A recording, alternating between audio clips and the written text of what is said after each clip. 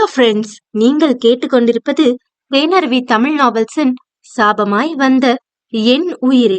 வாசிப்பது நான் உங்கள் பவஸ்ரீ அபி. அத்தியாயம் 10. 2 நாட்களுக்கு பின்பு மதுரை மாவட்டம் சோழவந்தான் கிராமத்தில் ஷூட்டிங் நடப்பதற்கான அனைத்து ஏற்பாடுகளும் நடக்க தொடங்கி இருந்தது. விஜய் தனது சொகுசு கேரவனில் ஏசியை போட்டுவிட்டு ஒரு சாய்வு நாற்காலியில் அமர்ந்து தன் முன்னே இருந்த ஒரு சிறிய நாற்காலியின் மீது காலை நீட்டி சாய்ந்திருந்தான். அவன் அருகில் தினேஷ் நின்று கொண்டிருக்க, விஜய்க்கு ஒரு ஆண் மேக்கப் ஆர்டிஸ்ட் மேக்கப் போட்டுக் கொண்டிருந்தான். இவர்கள் அனைவரும் ஒரு குறிப்பிட்ட பகுதிக்குள் இருக்க, அந்த பகுதியை சுற்றி தற்காலிகமாக தடுப்புகள் அமைக்கப்பட்டிருந்தது.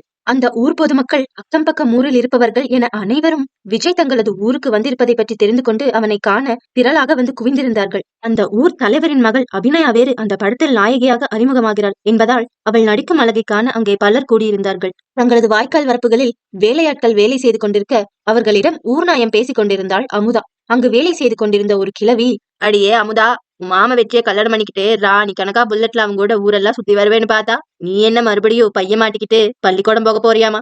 காலகாலத்துல கல்யாணம் பண்ணிக்க வேண்டியதுதானே. அந்த பையன் பாவம், எத்தனை நாள் தான் உன் பின்னாடியே சுத்திக்கிட்டு இருப்பான் என்று அக்கறையுடன் கேட்டாள்.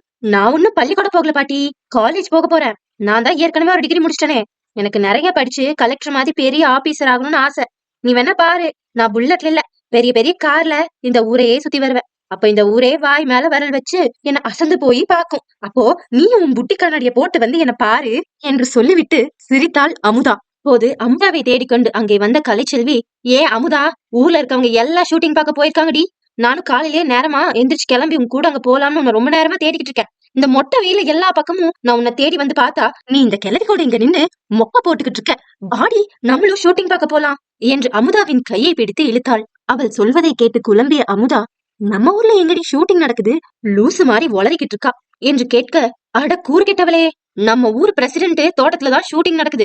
பிரசிடென்டோட பொண்ணு அபிநயா இருக்கல்ல, அவதான் அந்த மேனாமினிக்கு. அவ அந்த படத்துல ஏதோ ஒரு முக்கியமான ரோல நடிக்க போறாளாம். உனக்கு இன்னொரு விஷயம் தெரியுமா என்று ஆர்வமான குரலில் கேட்டாள் கலை. என்ன விஷயம் என்று சாதாரணமாக அமுதா கேட்க, என்ன அமுதா நீ இன்ட்ரெஸ்ட் இல்லாம இப்படி பேசிக்கிட்டு இருக்க? நம்ம ஊர்ல சினிமா ஷூட்டிங் நடக்கிறதெல்லாம் எவ்வளவு பெரிய விஷயம். அதுவும் நம்ம ஊர்க்காரி, நம்ம கூட காலேஜ்ல படிச்சவன் நடிக்க போறா. இதுல முக்கியமான விஷயமே, நமக்கு பிடிச்ச விஜய் சார் தான் இந்த படத்தோட ஹீரோவும். அவரும் ஷூட்டிங்க்கு வந்திருக்காரு. அவரை பாக்குறதுக்காகவாவது நம்ம ஷூட்டிங்க்கு போக வேணாமா என்று கேட்டாள் கலைச்செல்வி. விஜயின் பெயரை கேட்ட உடனே அமுதாவின் முகம் சட்டென மலர்ந்து விட்டது. கடந்த சில வருடங்களாகவே அவளுக்கு மிகவும் பிடித்த ஹீரோ விஜய் தான். அவனது திரைப்படம் எப்போது ரிலீஸ் ஆனாலும் தனது அண்ணன்மார்களின் கால்களில் விழுந்து கெஞ்சியாவது தன் வீட்டில் உள்ளவர்களை அழைத்துக் கொண்டு தியேட்டருக்கு சென்று ஃபர்ஸ்ட் டே ஃபர்ஸ்ட் ஷோ பார்த்து விட்டு வந்து விடுவாள். தனக்கு கடவுள் போல இருக்கும் விஜய் நேரில் காண ஒரு வாய்ப்பு கிடைத்திருக்கும் போது அவனை சென்று பார்க்க வேண்டும் என்ற ஆசை அவளுக்குள் எழும்புவது நியாயம்தானே. அதனால் சந்தோஷமாக கலைச்செல்வியின் கையை பிடித்துக் கொண்டு ஒரு சுற்று சுற்றிய அமுதா, வாவ் கலை, நிஜமாவே விஜய் சார் நம்ம ஊருக்கு வந்திருக்காரா? என்னால இதை நம்பவே முன்னாடி. அவர் எல்லாம் தூரத்துல இருந்து பார்க்கறதே ரொம்ப கஷ்டம். இப்ப நமக்கு அவரை பக்கத்துல இருந்து பார்க்க ஒரு சான்ஸ் கிடைச்சிருக்கு. அவரு இந்த ஷூட்டிங் முடிச்சு ஊருக்கு போறதுக்குள்ள ஒரே ஒரு தடவை எப்படியாவது அவரை பார்த்து அவர் கூட சேர்ந்து ஒரு செல்ஃபி எடுத்துடணும் என்று உற்சாகமான குரலில் சொன்னாள். அதுக்கு நம்ம முதல்ல அங்க போகணும்டி. சுத்து வட்டாரத்துல இருக்க எல்லா ஊர்ல இருந்தும் நிறைய பேரு டிராக்டர்ல எல்லாம் வந்து ஷூட்டிங் பார்க்க கும்பல் கும்பலா இறங்கி இருக்காங்களாம். தோட்டத்தை சுத்தி யாரையும் உள்ள விடாம ஃபுல்லா போலீஸ் ப்ரொடெக்ஷன் போட்டிருக்காங்க. அப்போ நம்ம அங்க போனாலும் பல கிலோமீட்டர் தூரத்துல இருந்துதான் விஜய் சாரை நம்மளால பார்க்க முடியும் போல. இப்ப என்னடி பண்றது என்று சோகமாக கலைச்செல்வி கேட்க, அதெல்லாம் அங்க போய் பாத்துக்கலாம். நான் என்ன பண்ண போறேன்னு எனக்கு தெரியாது. ஆனா இன்னைக்கு நான் விஜய் சாரை நேர்ல பார்த்தே தீருவேன். அவர் தான் என்னோட சூப்பர் ஹீரோ. இத்தனை நாளா அவரை ஒரு தடவையாவது என் வாழ்க்கையில பாத்துட மாட்டேனான்னு நான் ஏங்கிட்டு இருந்தேன். இப்ப அவர் நம்ம ஊருக்கே வந்திருக்கும் போது நான் சான்ஸ மிஸ் பண்ண மாட்டேன். சீக்கிரம் வா போலாம் என்று அமுதா விஜயை காண போகும் ஆவலில் கலைச்செல்வியின் கையை பிடித்துக் கொண்டு வேகமாக பிரசிடென்டின் தோட்டம் இருக்கும் இடத்திற்கு சென்றாள். மேக்கப் போட்டு விட்டு தயாராக இருந்தாள் அபிநயா. அவள்தான் ஹீரோவின் மாமன் மகளாக நடிக்கப் போகிறாள். இன்று முதலில் தனது சொந்த ஊருக்கு வரும் ஹீரோ இயற்கையில் சூழ்ந்த அழகிய கிராமத்தில் மலையில் மயில் போல பாவாடை தாவணியில் வாய்க்கால் வரப்போரம் தனது தோழிகளுடன் ஆடிக்கொண்டிருக்கும் அபிநயாவை சந்திக்கிறான். இதுதான் இன்றைய சீன். அந்த சீனை ஷூட் செய்வதற்காக பேக்ரவுண்ட் முதல் பேக் டான்சர்கள் வரை அனைத்தும் ரெடியாக இருந்தது. இப்போது அபிநயாவும் தயாராகி வந்து விட்டதால் லொகேஷனில் அவளை நிற்க வைத்து டான்ஸ் மாஸ்டர் ஆடும்போது எப்படி கேமராவை பார்த்து ஆட வேண்டும் என்று சொல்லிக் கொடுத்து கொண்டிருந்தார். ஒரு ஓரமாக நாற்காலியில் மரத்தடியில் அமர்ந்து கைகளில் உள்ள 5 விரல்களிலும் 5 தங்க மோதிரங்கள் அணிந்து வெள்ளையும் சொல்லையுமாக தனக்கு இல்லாத மீசையை இருப்பதாக நினைத்து கம்பீரமாக அதை தடவி விட்டு தன் மகள் சினிமா நடிகையாக போகிறாள் என்ற கனவை மனதில் சுமந்து கொண்டு அமர்ந்திருந்தார் அந்த ஊரின் பிரசிடென்ட் சிதம்பரம். அவருக்கு இடது வலது பக்கத்தில் 2 எடுபடிகள் வேறு தண்டமாக நின்று கொண்டிருந்தார்கள்.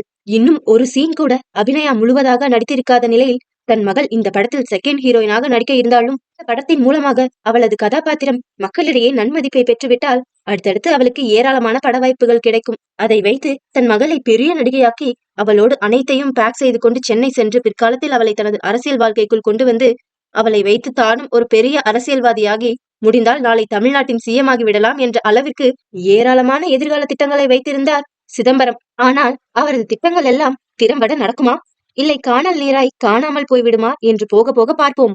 அதற்குள் ஓடி வந்து கொண்டிருந்த அமுதாவும் கலை செல்வியும் ஷூட்டிங் நடந்து கொண்டிருந்த சிதம்பரத்தின் பல ஏக்கர் நிலப்பரப்புள்ள தோட்ட பகுதிகளுக்குள் வந்து சேர்ந்திருந்தார்கள். அவர்களுக்கு முன்னே ஆயிரக்கணக்கான மக்கள் போலீசாரின் தடுப்பிற்கு வெளியே ஒரு முறையாவது விஜயை பார்த்து விட மாட்டோமா என்ற ஏக்கத்துடன் விஜய் விஜய் எங்கள் ஷைனிங் ஸ்டார் விஜய் என்று கத்தி கோஷம் எழுப்பிக் கொண்டிருந்தார்கள். அவர்களை எல்லாம் பார்த்த கலைக்கு அவர்களை தாண்டி உள்ளே செல்ல முடியும் என்ற ஆசை உடனே காணாமல் போய்விட்டது. ஆனால் அமைதியாக இருந்த அமுதா தன் கண்களை அந்த இடம் முழுவதும் சுழலவிட்டு நிதானமாக எதையோ யோசித்துக் கொண்டிருந்தாள். அவளை பிடித்து உலுக்கிய கலை, ஏ அமுதா, இங்க வந்து என்ன யோசிச்சுக்கிட்டு இருக்க என்று கேட்க, உள்ள எப்படி போறதுன்னு தான் என்று சாதாரணமாக சொன்னாள் அமுதா. முன்னாடி இத்தனை பேர் நிக்கிறாங்க, இவங்க எல்லாரையும் தாண்டி உள்ள போக முடியும்னு எப்படி நினைக்கிற நீ? உச்சி வெயில் பல்ல காட்டிக்கிட்டு அடிக்குதுடி. நானும் ஒரு ஆர்வ கோளாறுல எப்படியாவது விஜய் சாரை பாத்துடலாம்னு தான் உன்னை இழுத்துக்கிட்டு இவ்வளவு தூரம் நடந்து இங்க வந்தேன். ஆனா இங்க இருக்கிற கூட்டத்தை எல்லாம் பார்த்ததுக்கு அப்புறம் இதுக்கெல்லாம் வாய்ப்பே இல்லைன்னு நல்லா தெரிஞ்சிச்சு. தேவையில்லாம இங்க வெயில்ல நின்னா நீயும் என்னைய மாதிரி கருத்து போயிடுவ. அப்புறம் உன் அத்தை மவன் அந்த முக்கா பையன் உன்னை கட்டிக்க மாட்டேன்னு சொல்லிடுவான் பாத்துக்க என்றாள் கலைச்செல்வி. அவன் நான் வெயில நின்னு கருத்து போயிட்டா என்ன கல்யாணம் பண்ணிக்க மாட்டானா? நான் அதுக்காகவே டெய்லியும் 2-3 மணி நேரம் வெயில நிப்பண்டி. அவனை கட்டிக்கணும்னு எனக்கு என்ன ஆசையா? அவனை பத்தி எதுக்கு தேவையில்லாம பேசிக்கிட்டு? எனக்கு ஒரு ஐடியா தோணுது, என் கூட பா. இன்னைக்கு விஜய் சார நேர்ல பாக்காம நான் வீட்டுக்கு போக மாட்டேன் என்ற அமுதா கலைச்செல்வியை பிடித்து இழுத்து கொண்டு ஒரு ஒத்தையடி பாதையில் நடக்க தொடங்கினாள். காதல் மலரும்.